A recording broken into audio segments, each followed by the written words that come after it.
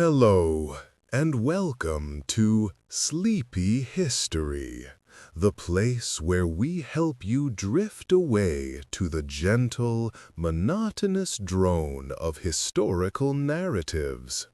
Tonight, we begin a long and exceptionally detailed journey through the First World War, presented in the most soporific way imaginable. We will leave no logistical stone unturned, no diplomatic memo unexamined. Our pace will be slow, our tone will be steady, and our aim is to provide a calm and comfortable backdrop for your slumber. Before we delve into the intricate web of pre-war Europe, I have a small question for you to ponder as you get comfortable. What historical event do you think would be the most boring to live through? Leave a comment below if you feel so inclined. Now, settle in, close your eyes, and let the soothingly dull details of the past guide you to a restful sleep. Chapter 1: A Labyrinth of Agreements and the Slow Grind of Industry. Our story, or rather, our placid recounting of events, begins not with the sound of cannons, but with the quiet scratching of pens on parchment and the steady hum of burgeoning factories. The late 19th and early 20th centuries in Europe were characterized by a complex and ever-shifting series of alliances and ententes, each one a testament to the intricate and often tedious nature of international diplomacy. These were not grand declarations of eternal friendship, but rather carefully worded documents of mutual self-interest, designed to maintain a fragile balance of power. The foundation of this intricate network can be traced back to the aftermath of the Franco-Prussian War in 1871. The newly formed German Empire, under the guidance of Chancellor Otto von Bismarck, sought to secure its position and isolate France. This led to the creation of the Dual Alliance in 1879 between Germany and Austria-Hungary. This purely defensive agreement stipulated that if either signatory were attacked by Russia, the other would come to its aid with its full military strength. Should one be attacked by another European power, the other signatory promised at least to observe benevolent neutrality. It was a document born of caution, a dryly worded promise of mutual support. 3 years later, in 1882, this arrangement was expanded to include Italy, thus forming the Triple Alliance. Italy's motivations were rooted in its colonial ambitions in North Africa, which were being challenged by France. The terms of the Triple Alliance were similarly specific and defensive in nature, outlining the precise circumstances under which mutual military support would be rendered. The agreement was periodically renewed, each time with minor modifications and lengthy diplomatic discussions, a process of bureaucratic reiteration that defined the era. In response to this growing Central European power bloc, France and Russia, two nations with little in common politically, found common cause in their mutual suspicion of Germany. The Franco-Russian alliance, formally ratified in 1894, was a significant development. It stipulated that if either France or Russia were attacked by Germany, or by a member of the Triple Alliance supported by Germany, the other would provide military assistance. The negotiations for this alliance were protracted and detailed, involving numerous drafts and exchanges of diplomatic notes, all carefully archived for posterity. Across the English Channel, Great Britain maintained a policy of splendid isolation for much of the late 19th century. However, the rapid growth of the German Navy and its expanding industrial might began to cause a degree of unease in London. This led to a gradual shift in British foreign policy. In 1904, Britain and France signed the Entente Cordiale. This was not a formal military alliance, but rather a series of agreements aimed at settling long-standing colonial disputes in North Africa. It was a practical, administrative arrangement that nonetheless signaled a significant warming of relations between the two historical rivals. This was followed in 1907 by the Anglo-Russian Entente, which, much like the Entente Cordiale, was focused on resolving colonial rivalries, this time in Central Asia. Together, the Entente Cordiale and the Anglo-Russian Entente formed the basis of the Triple Entente, a loose understanding between Britain, France, and Russia. It lacked the rigid, binding military commitments of the Triple Alliance, but it created a clear counterweight in the European balance of power. Beneath this surface of diplomatic maneuvering, the continent was being transformed by the Second Industrial Revolution. The economies of the major powers were becoming increasingly intertwined, yet also fiercely competitive.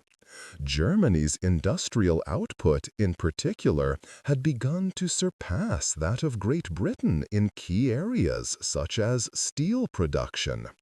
This economic rivalry was not a matter of dramatic corporate takeovers, but of slowly accumulating statistics, of quarterly reports and production tables that showed a steady shift in the industrial landscape. The development of new technologies such as the internal combustion engine and the widespread use of electricity further fueled this economic expansion. Another destabilizing, yet in its own way monotonous factor was the slow decay of the Ottoman Empire, often referred to as the sick man of Europe. As its influence in the Balkans waned, a power vacuum emerged, leading to a series of localized conflicts. The Balkan Wars of 1912 and 1913 saw the nations of the region fighting to expand their borders and influence. These wars were complex, with shifting alliances and numerous skirmishes, but from a distance, they appeared as a series of predictable and repetitive territorial disputes, a slow, grinding process of redrawing maps. Thus, the stage was set for a larger conflict, not through a single dramatic act, but through the gradual accumulation of treaties, the steady growth of industrial capacity, and the slow, inevitable creep of geopolitical rivalries. It was a world of intricate connections and deep-seated, yet often unspoken, anxieties, a world where the quiet hum of progress was slowly being drowned out by the distant but approaching drumbeat of war. Now, let the quiet contemplation of these complex and tedious arrangements guide you into a state of deep relaxation. Let the details blur and fade as you drift off to sleep. Chapter 2: The July Crisis, a Cascade of Correspondence. As you continue to relax, to let go of the day's concerns, we turn our attention to the summer of 1914. The events that unfolded during this period, collectively known as the July Crisis, were not a whirlwind of sudden, decisive actions. Rather, they were a slow, almost bureaucratic cascade of diplomatic communications. A month-long exchange of telegrams, ultimatums, and official declarations, each one meticulously drafted and transmitted. Our detailed examination begins on June 28, 1914, in the city of Sarajevo, the capital of the Austro-Hungarian province of Bosnia and Herzegovina. On this day, Archduke Franz Ferdinand, the heir to the Austro-Hungarian throne, and his wife, Sophie, were assassinated by Gavrilo Princip, a young Bosnian Serb nationalist. The immediate aftermath in the capitals of Europe was not one of panic, but of measured, cautious response. The news was transmitted via telegraph, and the initial reports were sparse, filled with the dry, factual language of official dispatches. For several weeks, the situation remained deceptively calm. In Vienna, officials within the Austro-Hungarian government engaged in a series of internal debates and consultations.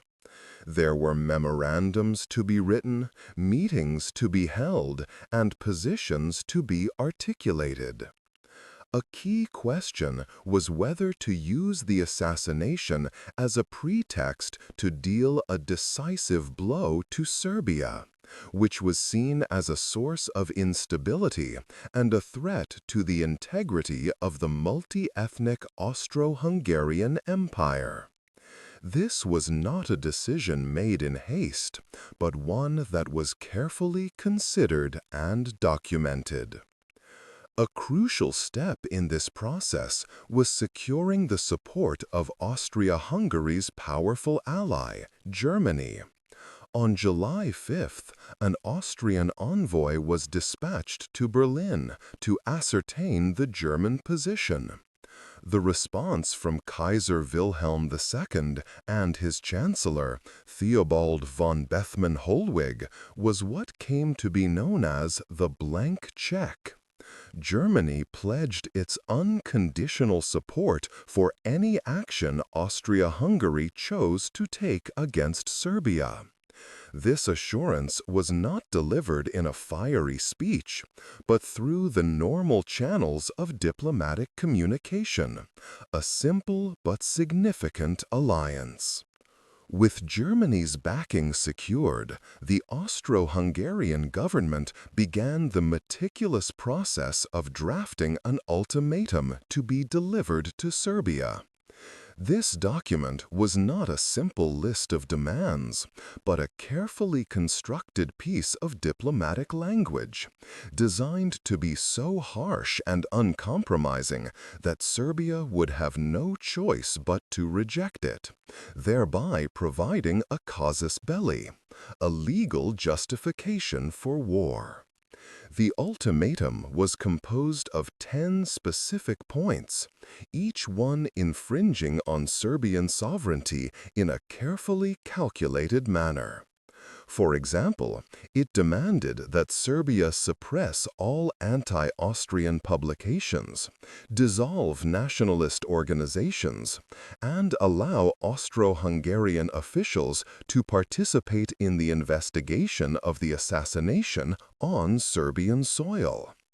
The ultimatum was presented to the Serbian government on July 23rd, with a strict 48-hour deadline for a response. The Serbian government, upon receiving the document, engaged in its own frantic yet procedural consultations. The Serbian reply, delivered just minutes before the deadline on July 25th, was a masterful piece of diplomatic writing. It accepted most of the terms of the ultimatum, but rejected or offered to submit to international arbitration the specific point that would have allowed Austro-Hungarian officials to operate within Serbia. It was a partial acceptance, a carefully worded attempt to avert a conflict while preserving a semblance of national sovereignty. The Austro-Hungarian government, which had likely anticipated and desired a rejection, immediately declared the Serbian response to be unsatisfactory. Diplomatic relations between the two countries were severed, and on July 28th, 1 month after the assassination in Sarajevo, Austria-Hungary formally declared war on Serbia. The declaration of war was not a dramatic public proclamation, but a formal document transmitted through diplomatic channels. The declaration set off a chain reaction, a domino effect dictated by the rigid logic of the alliance system we have previously discussed. Russia, seeing itself as the protector of the Slavic peoples in the Balkans, began a partial mobilization of its vast army in support of Serbia. This was a complex logistical undertaking involving the dissemination of orders through a long chain of command and the slow process of calling up reservists and moving troops and supplies. Germany, in turn, viewed the Russian mobilization as a direct threat. On July 31st, Germany issued its own ultimatum to Russia, demanding that it cease all military preparations. When Russia did not comply, Germany declared war on Russia on August 1st. Germany also issued an ultimatum to France, Russia's ally, demanding that it remain neutral. France's response was non-committal, and so, on August 3rd, Germany declared war on France. The German war plan, known as the Schlieffen Plan, which we will examine in more tedious detail later, called for a rapid invasion of France through neutral Belgium. When Germany issued a demand for free passage through Belgian territory, Belgium refused, citing its internationally guaranteed neutrality. Germany declared war on Belgium on August 4th and began its invasion. This violation of Belgian neutrality was the final trigger. Having signed a treaty in 1839 to protect Belgian neutrality, Britain delivered an ultimatum to Germany to withdraw its troops. The ultimatum expired, and on August 4, 1914, Britain declared war on Germany. Thus, in the space of a few weeks, a regional crisis had escalated into a continental war, not through a series of passionate outbursts, but through a steady, methodical, and almost automatic process of diplomatic and military procedure. Each step was a logical consequence of the one before it, a testament to the predictable and ultimately tragic workings of the pre-war system. Now, let the calm, steady progression of these events lull you into a state of deep and restful sleep. Chapter 3: The Schlieffen Plan, a study in timetables and logistics. As we settle deeper into our narrative, let us turn our attention from the realm of diplomacy to the equally, if not more, meticulous world of military planning. The opening phase of the Great War on the Western Front was dominated by a single, vast, and extraordinarily detailed strategic concept known as the Schlieffen Plan. This was not a plan born of battlefield inspiration, but one developed over many years in the quiet offices of the German General Staff, a product of countless hours of calculation, map-making, and the study of railway timetables. The plan was named after its primary architect, Count Alfred von Schlieffen, who served as the chief of the Imperial German General Staff from 1891 to 1906. The fundamental problem that Schlieffen and his planners sought to solve was a strategic one: how to fight a two-front war against both France and Russia. It was assumed that Russia, with its vast territory and less developed railway network, would take a considerable amount of time to mobilize its army. France, on the other hand, was expected to mobilize much more quickly. The solution, as conceived by Schlieffen, was to concentrate the bulk of Germany's military strength in the West for a swift and decisive blow against France. The plan called for approximately 90% of the German army to be deployed against France, with the remaining 10% serving as a defensive screen on the Eastern Front against the slowly mobilizing Russians. The core idea was to defeat France within 6 weeks, the estimated time it would take for Russia to become a serious threat. Once France was knocked out of the war, the German army could then be redeployed to the east to deal with Russia. The most distinctive feature of the Schlieffen Plan was its proposed method of attack. Rather than a direct assault on the heavily fortified Franco-German border, the plan envisioned a massive, sweeping envelopment maneuver through neutral Belgium and the Netherlands. The German armies would move like a giant revolving door, with the right wing, the outermost part of the door, being the strongest. This powerful right wing would swing down through Belgium and northern France, encircle Paris from the west, and ultimately trap the French armies against the German border and the Swiss frontier. The level of detail involved in the planning was immense. The German General Staff had meticulously calculated the marching speeds of infantry units, the carrying capacity of supply wagons, and, most importantly, the schedules of thousands of trains. The German railway system was a marvel of efficiency, and the plan depended on its ability to transport millions of men, horses, and tons of equipment to their designated positions on a precise and unvarying timetable. Each army corps had a specific set of railway lines assigned to it, and the entire mobilization process was orchestrated with the precision of a symphony conductor. However, the plan was not without its flaws and assumptions. It placed an enormous logistical strain on the German army.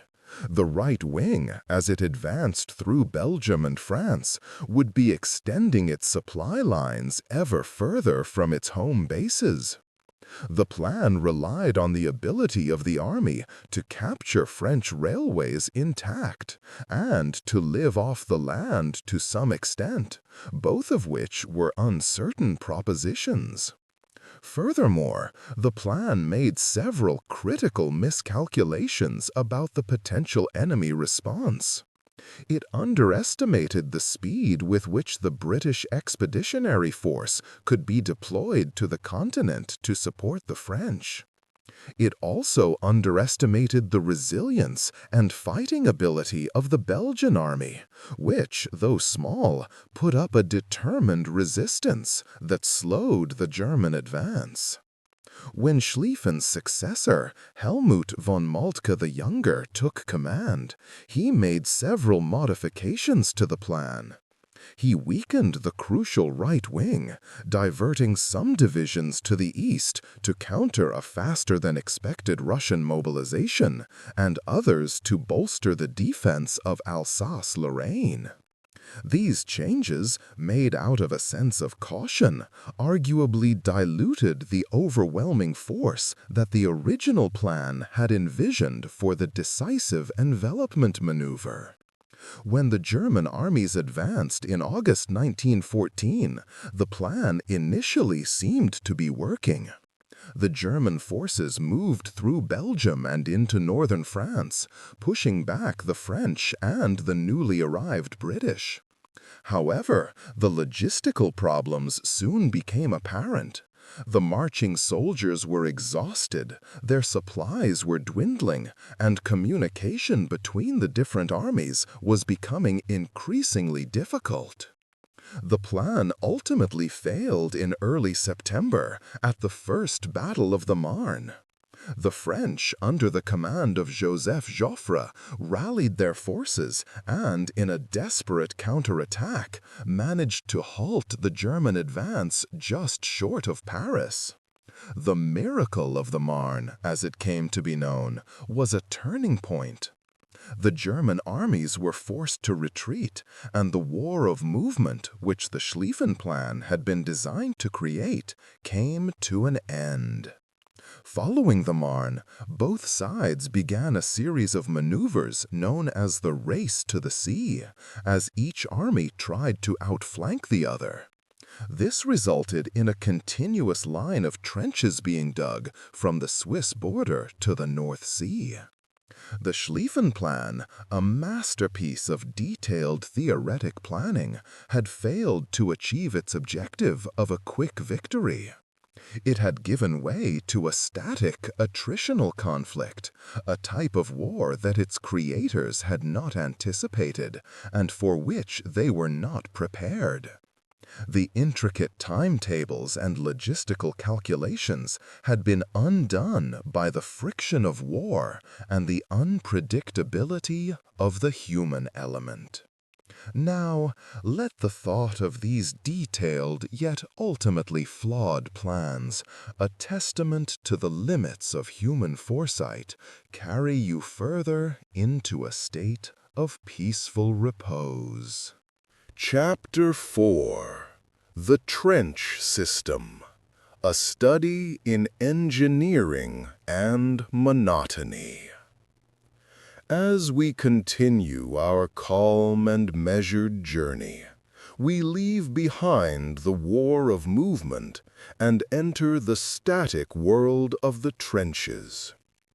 The intricate network of fortifications that stretched across the Western Front from 1914 to 1918 was not a simple ditch, but a complex system of engineering, a semi-permanent home for millions of soldiers. Its construction and the daily routine it imposed was characterized by a profound and unrelenting monotony. The development of the trench system was a gradual and reactive process. Following the First Battle of the Marne and the Race to the Sea, it became clear that the defensive power of the machine gun and modern artillery had made open warfare prohibitively costly. Soldiers on both sides began to dig in for protection, and what started as simple, shallow rifle pits soon evolved into elaborate, multi-layered defensive systems.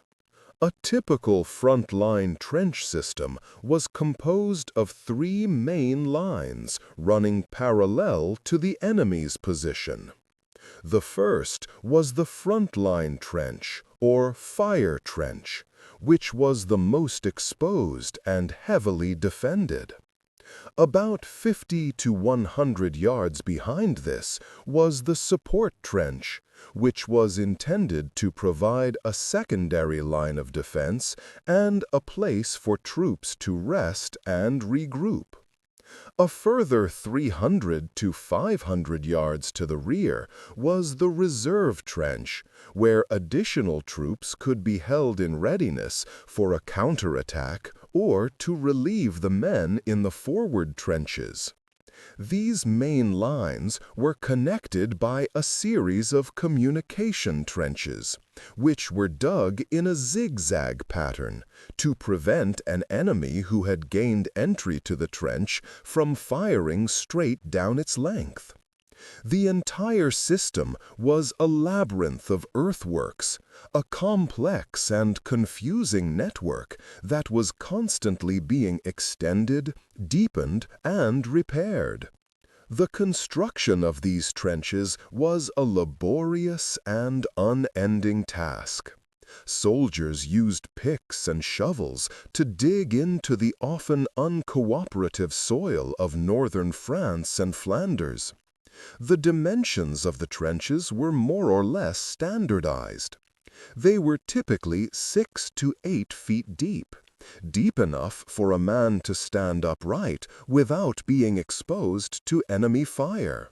The bottom of the trench was often covered with wooden duckboards to provide a walkway and keep the soldiers' feet out of the mud and water that constantly collected there. The side of the trench facing the enemy was known as the parapet, and it was reinforced with sandbags, wooden planks, and corrugated iron. A fire step was built into the parapet to allow soldiers to see and fire over the top. The rear wall of the trench, known as the parados, was similarly built up to protect the occupants from shell explosions from behind. To provide additional protection from artillery fire, dugouts were excavated into the sides of the trenches. These ranged from small, cramped niches that could accommodate a few men to much larger, deeper chambers that could house dozens of soldiers and serve as command posts or aid stations. The quality of the dugouts varied enormously, depending on the sector of the front and the geology of the area. In some places, the soil was chalky and stable, allowing for the construction of deep, relatively safe shelters. In others, such as the Ypres salient, the ground was marshy and waterlogged, making the construction of deep dugouts impossible.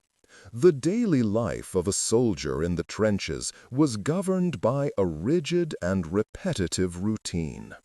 The day typically began with the stand to, a period just before dawn when all soldiers were required to man the fire step in readiness for a possible enemy attack. This was followed by a period of relative quiet, during which the soldiers would clean their rifles, perform repairs on the trench, and attend to personal hygiene.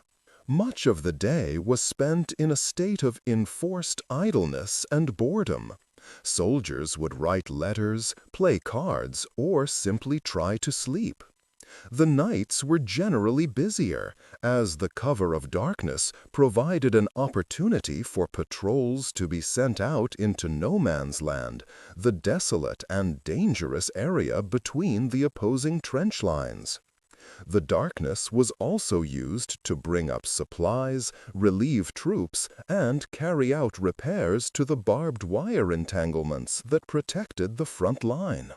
The rotation of troops was also a highly structured process. A typical tour of duty in the frontline trench might last for a few days to a week. After this, the unit would be moved back to the support trenches and then to the reserve trenches before being sent for a period of rest in a location several miles behind the front lines. This cycle of rotation was a constant, a predictable rhythm in an otherwise chaotic world. The environment of the trenches was one of constant discomfort. The soldiers were plagued by mud, water, rats, and lice. The sanitation facilities were primitive, and the smell was often overpowering. Yet, amidst these harsh conditions, a sense of order and routine prevailed. The very monotony of trench life was a coping mechanism, a way of imposing a sense of normalcy on an abnormal situation. It was a world defined not by heroic charges, but by the steady, unglamorous work of digging, repairing, and waiting. Now, let the quiet, unchanging routine of the trenches guide your mind to a place of stillness and calm, a place where you can find deep and restful sleep. Chapter 5: The War of Attrition, a matter of numbers and resources. As you sink deeper into a state of relaxation, let us turn our minds to a concept that is inherently devoid of glamour or excitement: the war of attrition. This was the grim reality that defined much of the First World War, particularly on the Western Front. It was a strategy based not on brilliant maneuvers or decisive battles, but on the slow, methodical process of grinding down the enemy's manpower and material resources. It was a war of statistics, of production figures and casualty lists, a conflict won not by daring, but by the sheer weight of numbers. The shift to a war of attrition was a direct consequence of the failure of the initial war plans and the establishment of the static trench system.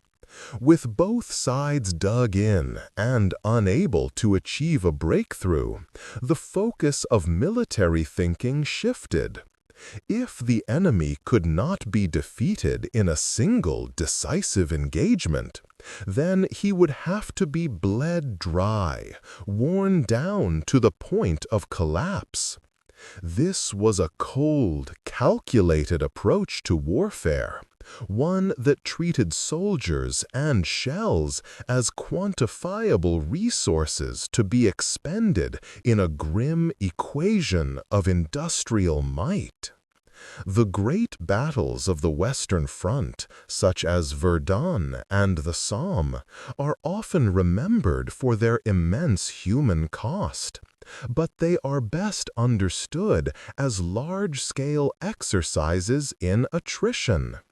The goal of these offensives was not necessarily to capture a specific piece of territory, but to inflict more casualties on the enemy than one's own side suffered. The German strategy at the Battle of Verdun in 1916, for example, was explicitly designed to bleed the French army white. The German Chief of Staff, Erich von Falkenhayn, chose to attack a point that he knew the French would defend at all costs, thereby drawing them into a prolonged and bloody battle that would drain their manpower reserves. Similarly, the British and French offensive on the Somme, also in 1916, was conceived as a way to relieve the pressure on the French at Verdun and to wear down the German army.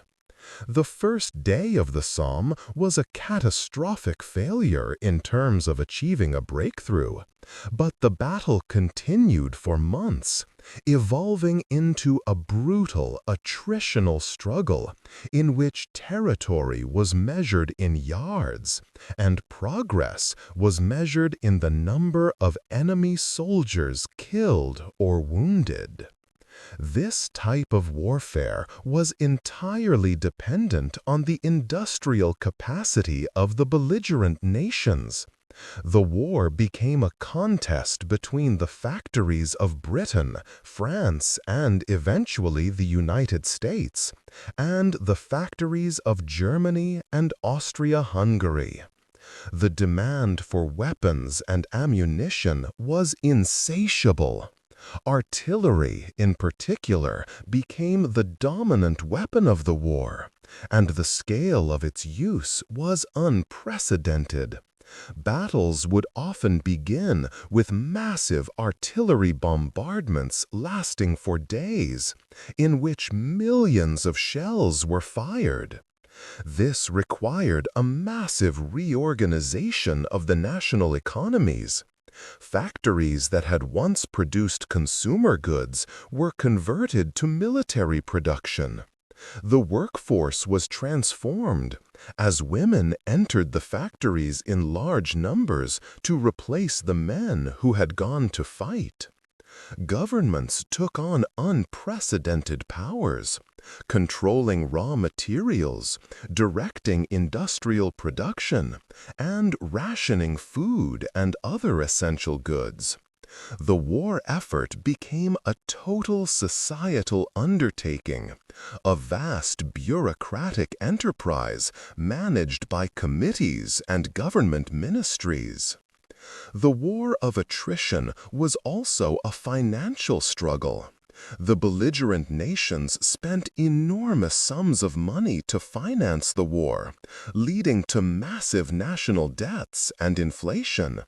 They borrowed from their own citizens through the sale of war bonds, and from other countries, most notably the United States, which became the world's leading creditor.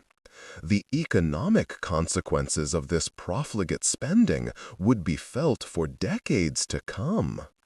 The demographic impact of the war of attrition was equally profound.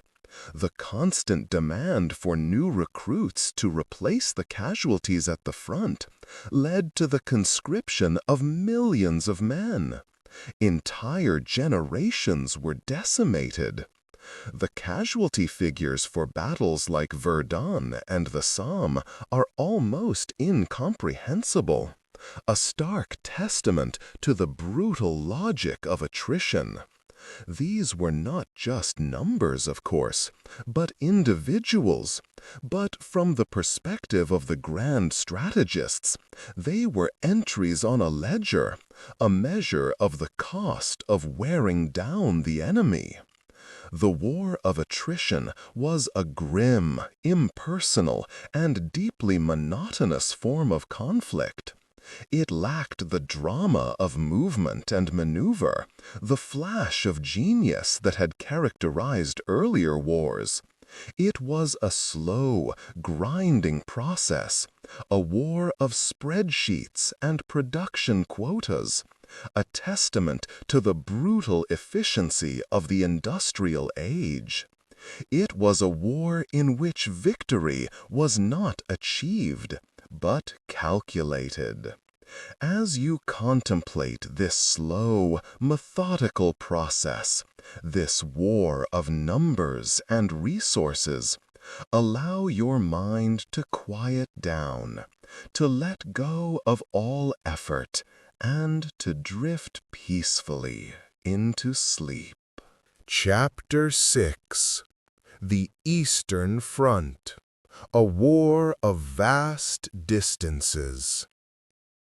As we continue our placid exploration, we shift our focus away from the dense, static lines of the Western Front to the vast, open spaces of the East.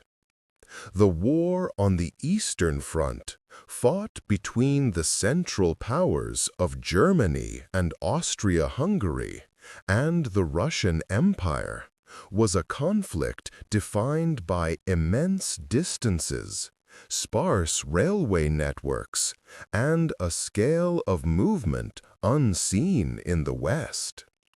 Yet, for all its fluidity, it was a theater of war characterized by its own unique forms of logistical monotony and attritional struggle.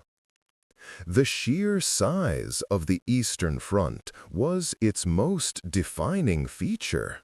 It stretched for more than 1,000 miles, from the Baltic Sea in the north to the Black Sea in the south, traversing forests, marshes, and mountain ranges.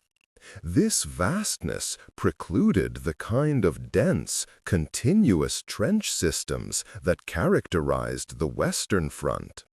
While trenches were certainly used, particularly during periods of stalemate, the front line was often more fluid and less clearly defined.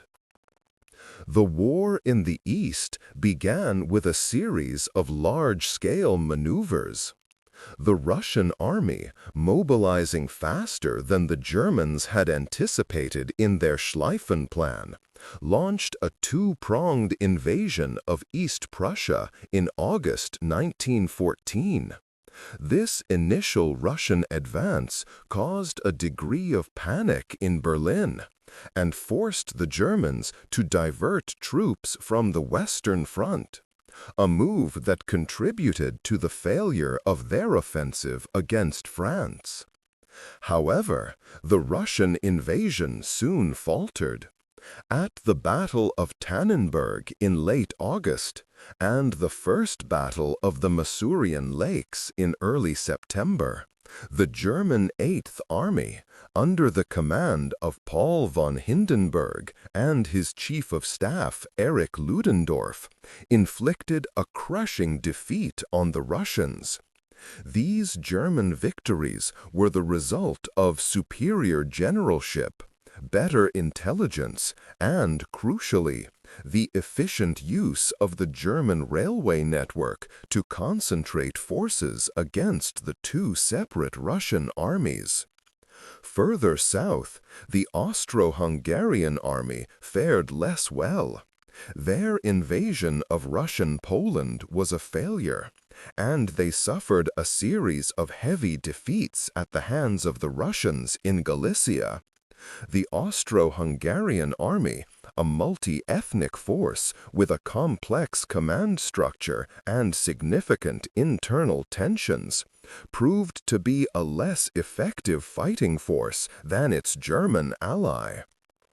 The war on the Eastern Front was, to a great extent, a war of logistics. The underdeveloped railway network in Russia and eastern Austria-Hungary made it extremely difficult to supply the massive armies that were deployed there.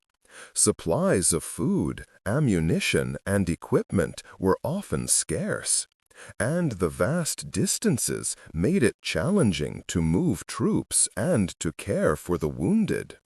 The harsh winters of Eastern Europe added another layer of difficulty, with snow and freezing temperatures taking a heavy toll on both men and animals. In 1915, the Central Powers launched a major offensive on the Eastern Front. The Gorlitz-Tarnow offensive, which began in May, achieved a major breakthrough in the Russian lines and led to a general collapse of the Russian position. The Russian army was forced into a massive retreat, known as the Great Retreat of 1915, during which it abandoned Poland and large parts of what is now Belarus and Ukraine. The retreat was a logistical nightmare for the Russians, and they suffered enormous losses in both men and equipment. In 1915, the Central Powers launched a major offensive on the Eastern Front.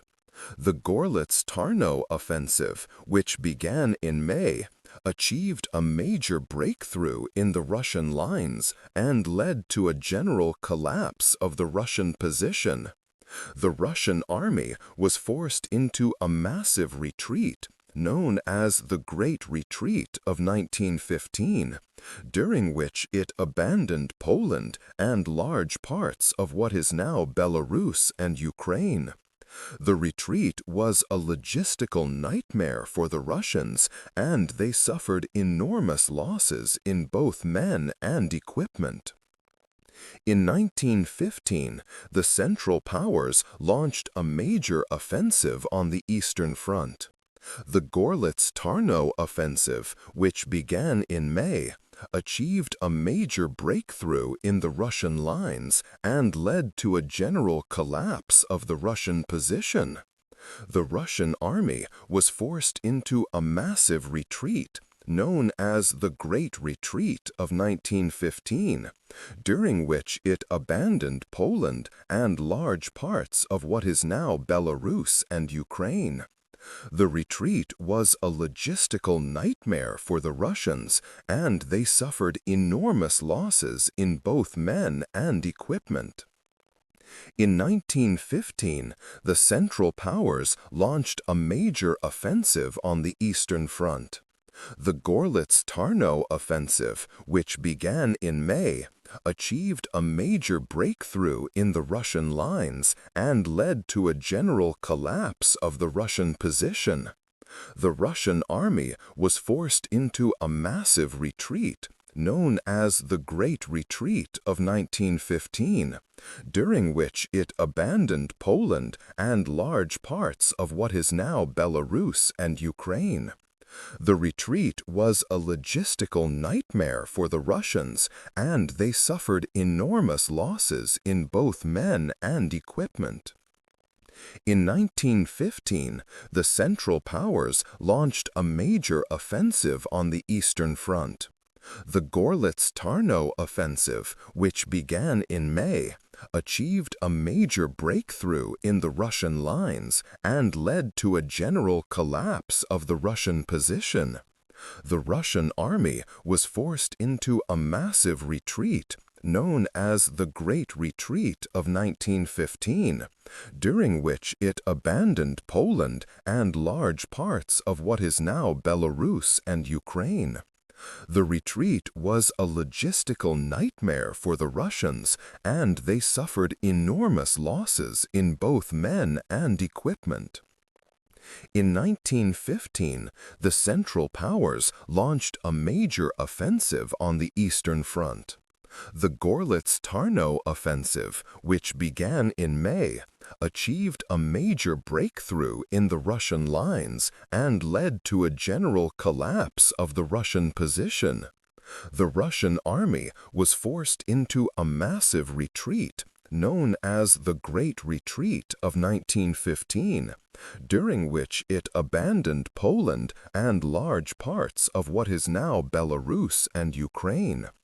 The retreat was a logistical nightmare for the Russians, and they suffered enormous losses in both men and equipment. In 1915, the Central Powers launched a major offensive on the Eastern Front. The Gorlitz-Tarnow offensive, which began in May, achieved a major breakthrough in the Russian lines and led to a general collapse of the Russian position. The Russian army was forced into a massive retreat, known as the Great Retreat of 1915, during which it abandoned Poland and large parts of what is now Belarus and Ukraine.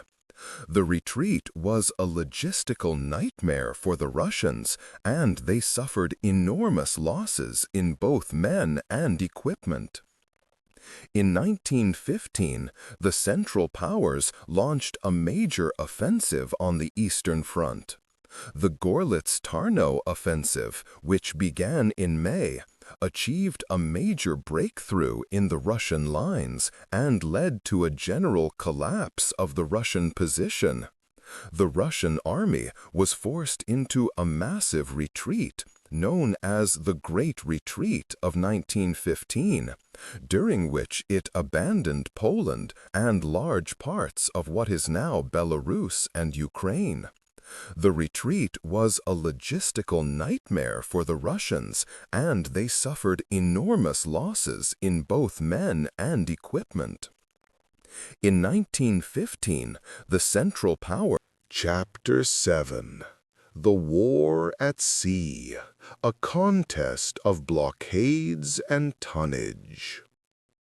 As we continue to float on the calm sea of our historical narrative, let us turn our gaze to the vast, gray expanses of the world's oceans, where another, quieter, yet equally crucial war was being waged. The war at sea during the First World War was not primarily a contest of dramatic fleet-on-fleet battles, but a slow, methodical contest of economic strangulation, a war of blockades and spreadsheets, of tonnage sunk and trade routes controlled. At the outset of the war, Great Britain's Royal Navy was the undisputed master of the seas.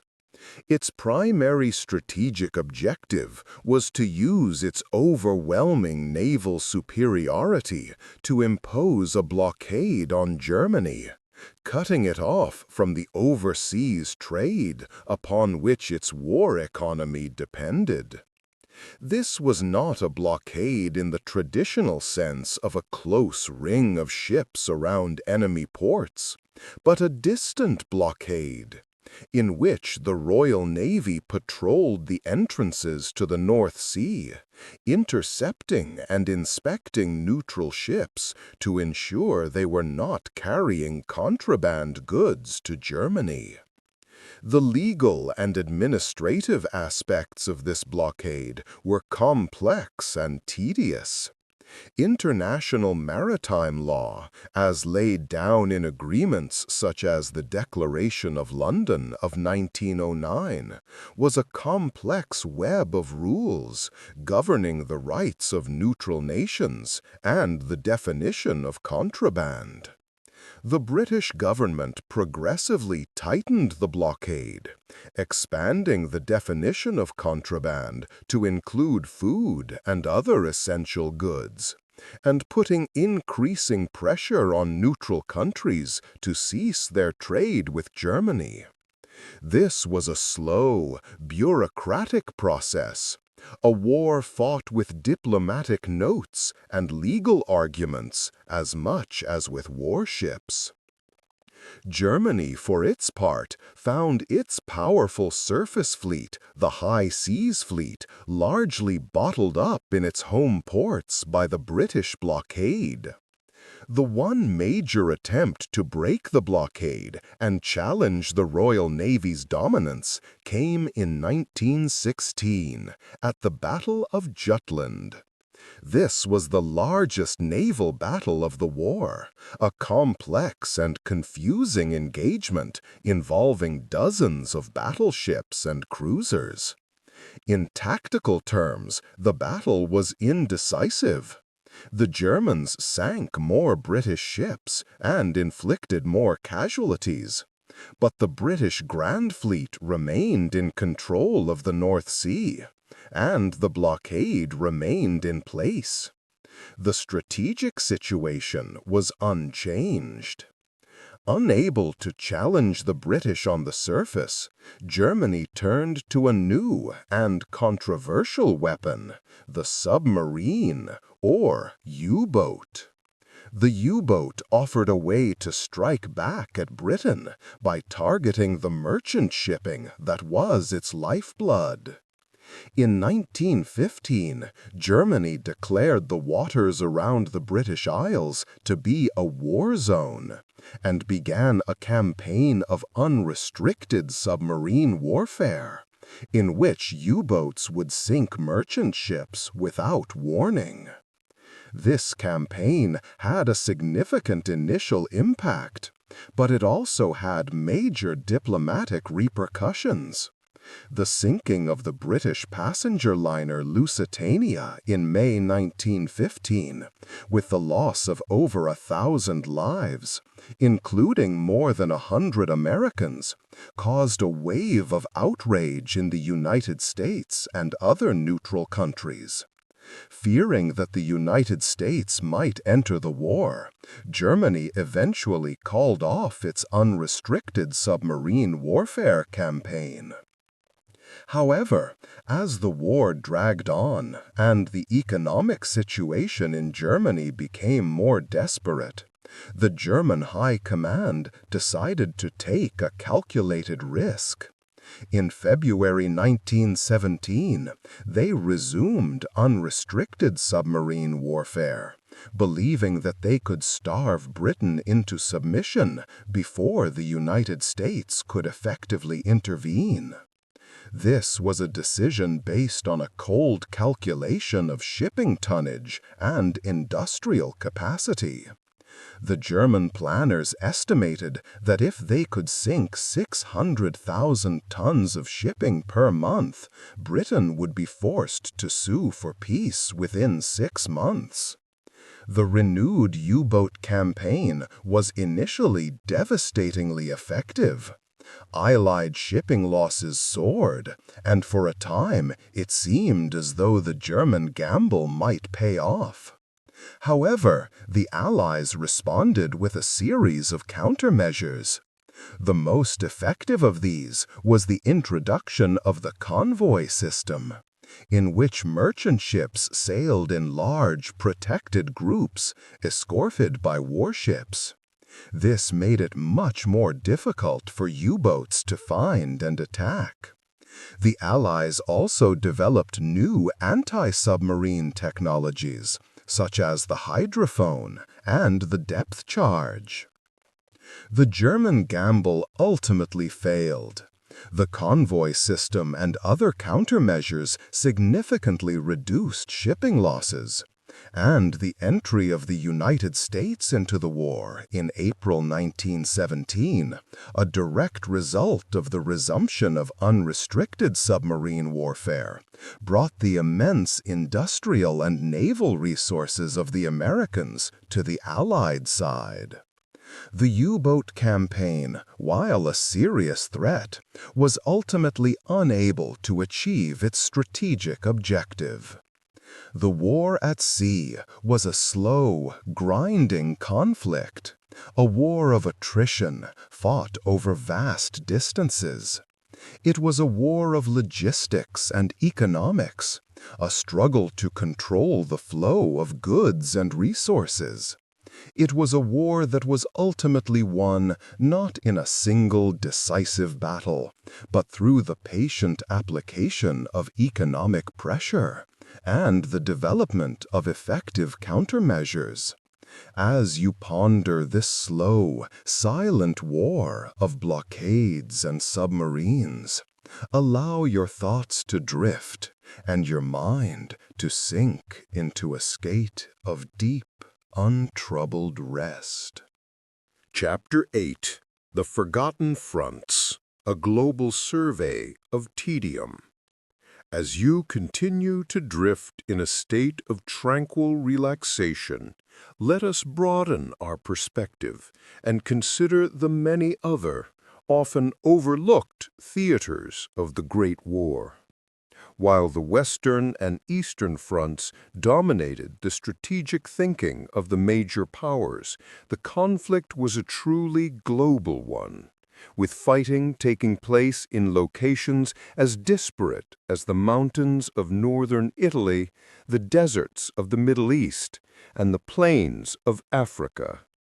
These forgotten fronts were characterized by their own unique logistical challenges, their own monotonous patterns of attritional warfare, and their own profound impact on the course of the war. In 1915, Italy entered the war on the side of the Entente, opening up a new front in the mountainous terrain along its border with Austria-Hungary. The Italian front was the scene of some of the most difficult and brutal fighting of the war. The conflict here was largely a series of Italian offensives against the well-entrenched Austro-Hungarian positions in the Isonzo River Valley. Between 1915 and 1917, the Italian army launched no fewer than 11 battles of the Isonzo, each one a costly and largely futile attempt to achieve a breakthrough. The fighting was characterized by a monotonous cycle of artillery bombardment followed by infantry assault, with progress measured in feet rather than miles. The war on the Italian front was a grim, attritional struggle, a testament to the futility of attacking well-defended positions in mountainous terrain. The Balkans, the region where the war had begun, remained a volatile and complex theater of operations throughout the conflict. Serbia, after successfully repulsing the initial Austro-Hungarian invasions in 1914, was finally overrun by a combined German, Austro-Hungarian, and Bulgarian force in late 1915. The remnants of the Serbian army made a harrowing retreat through the mountains of Albania to the Adriatic coast, from where they were evacuated by Allied ships. In 1916, a new front was established in northern Greece, centered on the port of Salonika. A multinational Allied army was assembled there, but for much of the war, it remained a static and largely inactive front, a source of logistical headaches and inter-Allied tensions. The Ottoman Empire, which had entered the war on the side of the Central Powers in late 1914, fought on several fronts. In the Caucasus, the Ottomans engaged in a brutal and costly war with the Russians. The terrain was mountainous, the climate harsh, and the logistical challenges immense. In Mesopotamia, modern-day Iraq, a British and Indian army advanced up the Tigris and Euphrates rivers, eventually capturing Baghdad in 1917. The campaign was a slow, arduous affair, a war fought not only against the Ottoman army, but also disease and the extreme climate. Perhaps the most famous of the Middle Eastern campaigns was the one fought in the Sinai and Palestine. Here, British and Commonwealth forces, with the support of Arab irregulars inspired by figures such as T.E. Lawrence, slowly pushed the Ottoman army back, capturing Jerusalem in 1917 and eventually advancing into Syria. This was a war of movement, but it was a slow and deliberate movement, dictated by the pace of railway construction and the availability of water. The Great War was also fought in Africa, where the colonial possessions of the European powers became another theater of conflict. In German Southwest Africa, now Namibia, South African forces quickly overran the German colony. In Togoland and the Cameroons, British and French colonial troops did the same. The only exception to this pattern was German East Africa, now Tanzania, where a small German colonial force under the command of the resourceful Paul von Lettow-Vorbeck waged a brilliant and prolonged guerrilla campaign against a much larger Allied army. For 4 years, Lettow-Vorbeck and his Askari soldiers tied down hundreds of thousands of Allied troops living off the land and waging a war of raids and ambushes. It was a remarkable feat of arms, but it was also a sideshow, a long and tedious game of cat and mouse played out over a vast and difficult territory. These forgotten fronts, from the icy peaks of the Alps to the sun-scorched plains of Africa, were a vital part of the global story of the Great War. They were a testament to the war's vast reach and its profound impact on peoples and places far removed from the main centers of the conflict. And as you contemplate the slow, grinding nature of these far-flung campaigns, allow your mind to let go, to drift away from the details, and to find a place of quiet, untroubled sleep. Chapter 9. The Home Front, a world of queues and committees. As our journey continues, let us turn our attention away from the battlefields and back to the towns and cities of the belligerent nations. The First World War was a total war, a conflict that demanded the complete mobilization of entire societies. The distinction between soldier and civilian blurred, and the home front became a crucial theater of operations in its own right. Life on the home front was not a matter of high drama, but of quiet sacrifice, of bureaucratic regulation, and of the monotonous, unending routine of the war effort. The most immediate and pervasive impact of the war on civilian life was economic. The massive financial cost of the conflict and the disruption of international trade led to shortages of all kinds. Governments were forced to intervene in the economy on an unprecedented scale. In Germany, which was particularly hard hit by the Allied blockade, the government established a war raw materials department to control and allocate essential resources. A complex system of rationing was introduced, covering everything from bread and meat to coal and clothing.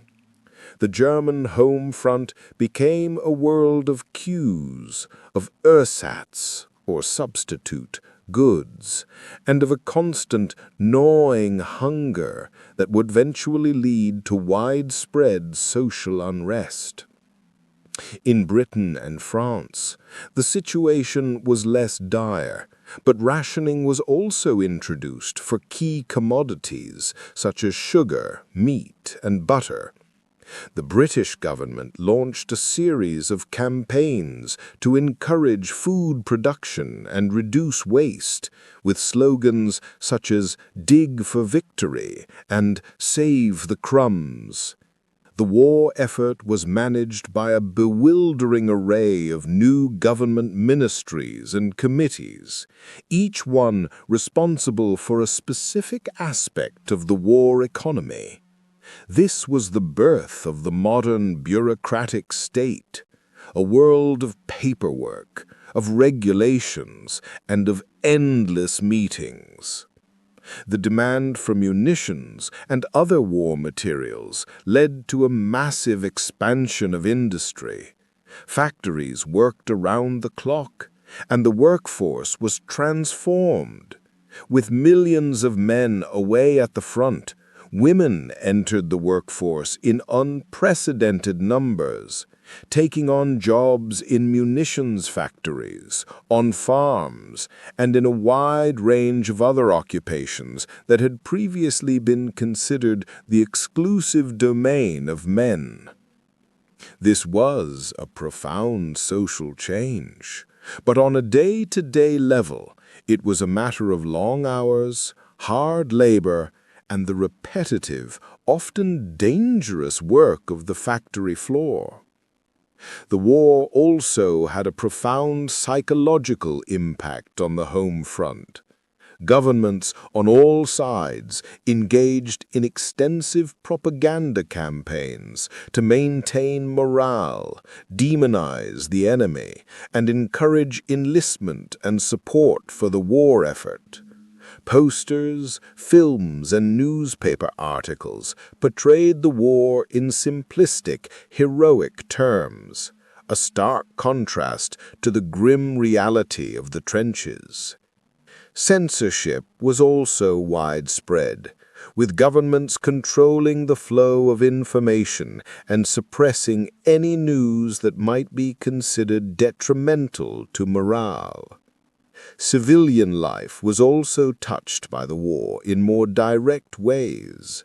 The Zeppelin raids on British cities brought the war home to the civilian population for the first time, causing widespread fear and anxiety. In France, the proximity of the front lines meant that many towns and villages were within range of German artillery, and the constant flow of refugees from the occupied territories was a stark reminder of the war's human cost. The social fabric of the belligerent nations was stretched to the breaking point. The immense casualty lists brought grief and loss to almost every family. The economic hardships and the growing weariness with the war led to increasing social and political tensions. Strikes and protests became more common, and the initial patriotic enthusiasm of 1914 gave way to a grim, stoic resignation. Life on the home front was a world away from the high drama and heroism of the propaganda posters. It was a world of small sacrifices and everyday struggles, of monotonous routines and bureaucratic frustrations. It was a world where the grand narrative of the war was experienced as a series of mundane, yet deeply felt privations. And as you contemplate this world of queues and committees, of quiet endurance and unending work, allow your mind to be still, to be calm, and to drift into a deep and restorative sleep. Chapter 10, 1917, a year of tedious transitions. As we move forward in our chronological recounting, we arrive at the year 1917. This was a pivotal year, a period of profound change and transition that would ultimately seal the fate of the Central Powers. Yet these momentous shifts were not sudden, dramatic events, but rather slow, complex processes, each with its own lengthy and often tedious backstory. The first of these great transitions was the entry of the United States into the war in April 1917. The American path to war was a long and winding one. For nearly 3 years, President Woodrow Wilson had maintained a policy of strict neutrality, a position that was widely supported by the American public. The United States was a nation of immigrants, with large populations of German Americans and Irish Americans who were hostile to the British, and there was a strong isolationist tradition that militated against involvement in European conflicts. However, a series of events gradually shifted American public opinion. The sinking of the Lusitania in 1915 had caused a wave of anti-German sentiment, and the resumption of unrestricted submarine warfare in early 1917 was seen as a direct threat to American lives and American commerce. The final straw was the Zimmermann telegram, a secret diplomatic communication from the German Foreign Office to Mexico, in which Germany proposed a military alliance with Mexico in the event of the United States entering the war. The telegram was intercepted and decoded by British intelligence and then passed on to the American government. Its publication caused a firestorm of outrage in the United States and made the American entry into the war all but inevitable. Even after the declaration of war, the American contribution was a slow and gradual one. The United States had a very small professional army and had to build a massive fighting force from scratch. This was a huge logistical undertaking, involving the passage of a conscription act, the construction of training camps, and the production of vast quantities of weapons and equipment. The first American troops did not arrive in France in large numbers until late 1917, and did not play a significant role in the fighting until the following year.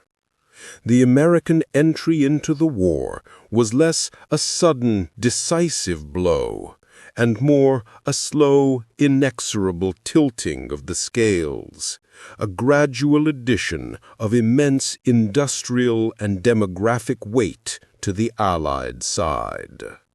The second great transition of 1917 was the collapse of the Russian Empire. The war had placed an unbearable strain on the fragile Tsarist regime. The immense casualties at the front, the economic hardship on the home front, and the widespread perception of government incompetence and corruption all contributed to a growing mood of discontent. In February 1917, a series of strikes and protests in the capital, Petrograd, escalated into a full-blown revolution. The Tsar was forced to abdicate, and a provisional government was established. This new government, however, was weak and divided. It made the fateful decision to continue the war, a move that was deeply unpopular with the Russian people. The summer of 1917 saw a final, disastrous Russian military offensive, and the army began to disintegrate. In October, the Bolsheviks, a radical socialist party led by Vladimir Lenin, seized power in a second revolution. The Bolsheviks were committed to ending the war, and they immediately opened peace negotiations with the Central Powers. As we have already noted, this led to the Treaty of Brest-Litovsk in March 1918, which took Russia out of the war. The collapse of Russia had a profound impact on the strategic situation. It meant that Germany was no longer fighting a two-front war, and could transfer dozens of divisions from the east to the west for a final, decisive offensive. However, this was a slow and complex process, and the German army that arrived on the Western Front was a weary and depleted force. The year 1917 was a year of deep war weariness and growing unrest on all sides. In France, the disastrous Nivelle offensive in the spring led to widespread mutinies in the French army. In Germany and Austria-Hungary, the food shortages and economic hardships led to strikes and political protests. The initial patriotic fervor of 1914 had long since evaporated, replaced by a grim, sullen desire for the war to end. This was a year of slow, grinding change. A year in which the old world order began to crumble, and the new one had not yet been born. It was a year of tedious transitions, of slow, momentous shifts that would set the stage for the final act of the Great War. And as you contemplate these slow, inexorable processes of change and decay, allow your mind to relax, to let go of the day, and to find the deep, peaceful sleep that you deserve. Chapter 11. The End Game. A slow and exhausting conclusion. As our sleepy narrative nears its end, we arrive at the final year of the Great War, 1918. This was a year of dramatic reversals of fortune, but these were not swift, clean-cut events. They were the culmination of years of attritional warfare, the final exhausted spasms of a conflict that had long since lost any semblance of its original purpose. The end, when it came, was not a sudden victory, but a slow, grinding collapse. The year began with a final desperate gamble by the German High Command. Freed from the burden of the two-front war by the collapse of Russia, Generals Hindenburg and Ludendorff transferred their best divisions to the Western Front for a series of massive offensives designed to win the war before the American army could arrive in decisive numbers. This was the Kaiserschlacht, or Kaiser's Battle, also known as the Spring Offensive. Beginning in March 1918, the Germans launched a series of powerful attacks against the British and French lines. Using new stormtrooper tactics, which involved small, heavily armed groups of soldiers infiltrating and bypassing enemy strongpoints, they achieved a series of spectacular initial successes. The Allied lines were broken, and for a time it seemed as though the Germans might achieve the breakthrough that had eluded them for 4 years. However, the German offensive ultimately failed for many of the same reasons that the Schlieffen Plan had failed in 1914. The advancing German troops outran their supply lines, and they were exhausted by weeks of continuous fighting. The Allies, meanwhile, were able to rush reinforcements to the threatened sectors and to establish a new unified command structure under the French general Ferdinand Foch. The German advance slowed, and by the summer it had been halted. The spring offensive was a costly failure for the Germans. They had suffered enormous casualties, and they had expended their last reserves of manpower and material. The German army was a spent force, and the initiative now passed to the Allies. Beginning in August 1918, the Allies launched a series of counteroffensives, known as the 100 Days Offensive. This was not a single massive battle, but a sustained and relentless series of attacks all along the Western Front. The Allied armies, now reinforced by fresh American troops and equipped with large numbers of tanks and aircraft, began to push the Germans back. The 100 Days Offensive was a war of movement, but it was a slow, methodical, and grinding movement.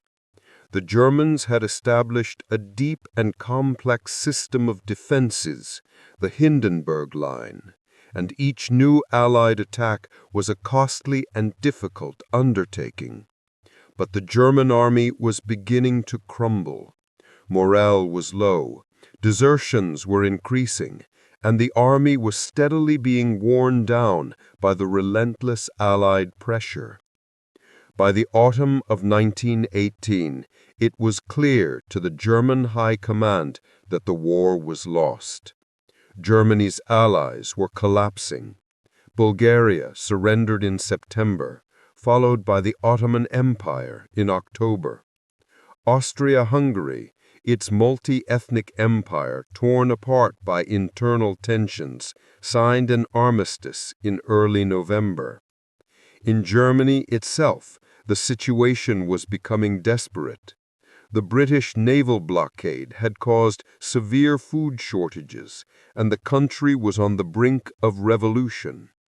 In late October, a mutiny of German sailors in the port of Kiel spread to other cities, and a wave of protests and strikes swept across the country. On November 9th, the Kaiser was forced to abdicate, and a republic was proclaimed. 2 days later, on November 11, 1918, a German delegation met with Marshal Foch in a railway carriage in the forest of Compiègne and signed an armistice. The terms of the armistice were harsh, amounting to a virtual German surrender. The fighting on the Western Front was to cease at 11 a.m. that day. The end of the Great War was not a moment of glorious victory, but one of quiet, exhausted relief.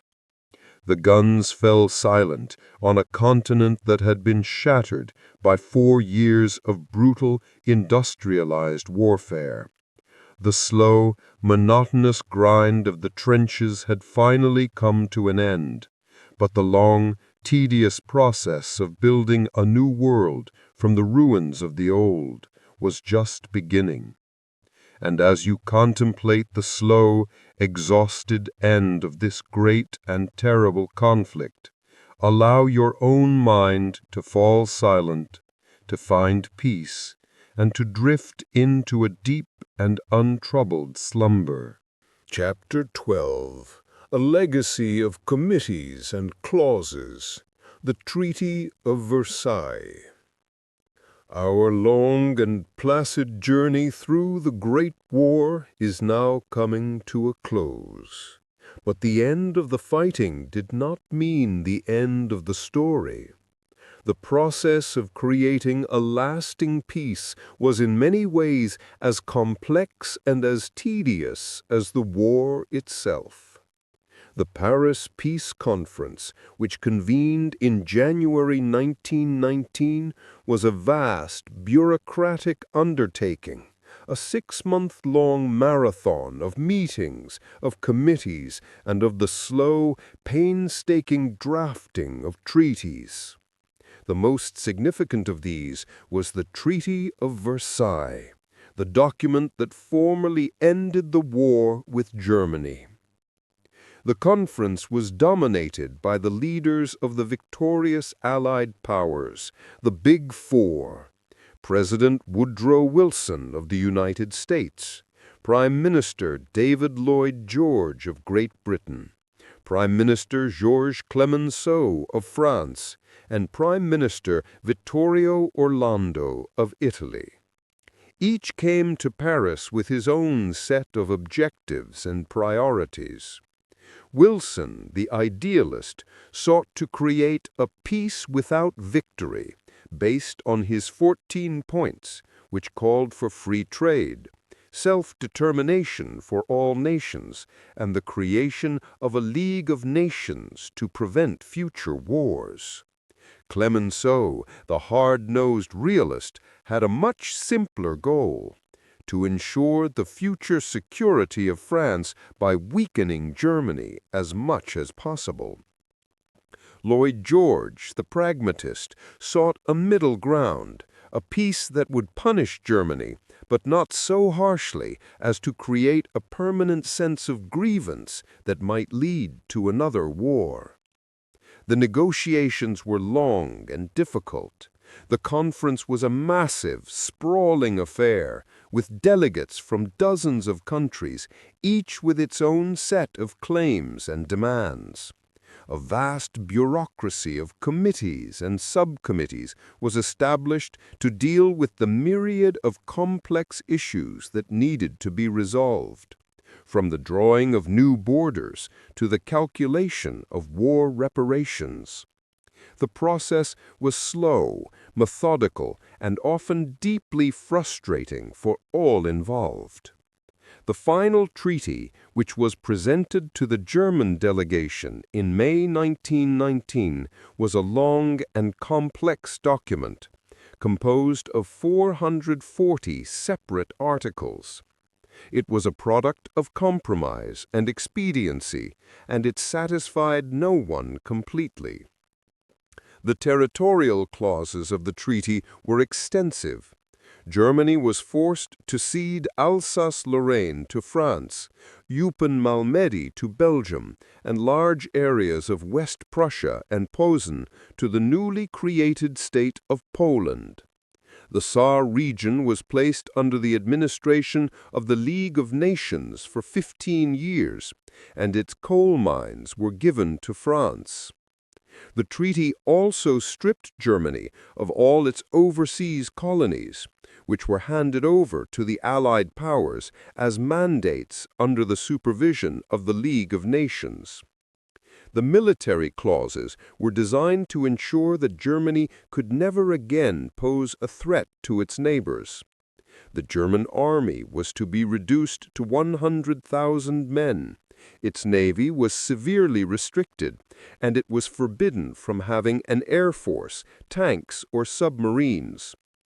The Rhineland, the industrial heartland of Germany, was to be demilitarized, and a large part of it was to be occupied by Allied troops for 15 years. Perhaps the most controversial part of the treaty was Article 231, the so-called War Guilt Clause, which forced Germany to accept sole responsibility for causing the war. This was seen by many Germans as a national humiliation, and it became a major source of resentment in the years to come. The treaty also required Germany to pay vast but as yet unspecified reparations to the Allied powers for the damage caused by the war. The German delegation was horrified by the terms of the treaty, which they saw as a dictated peace. They initially refused to sign, but the Allies threatened to resume the war, and with Germany in no position to resist, they had no choice but to comply. The treaty was signed on June 28, 1919, in the Hall of Mirrors at the Palace of Versailles, the very same room where the German Empire had been proclaimed in 1871. The Treaty of Versailles was a flawed and controversial document. It was too harsh to be a piece of reconciliation, yet not harsh enough to permanently crush Germany. It created a legacy of bitterness and resentment that would poison international relations for the next 2 decades and would ultimately contribute to the outbreak of a second, even more terrible world war. And so our story ends, not with a bang, but with the quiet, monotonous scratching of pens on parchment, with the endless clauses and subclauses of a complex and deeply flawed treaty. The Great War was over, but its long and tedious shadow would stretch far into the future. And as you reflect on this long, slow journey through the annals of a conflict that was at once both momentous and mind-numbingly monotonous, allow yourself to let go, to drift away, and to find the deep, peaceful, and restorative sleep that you so richly deserve. Good night.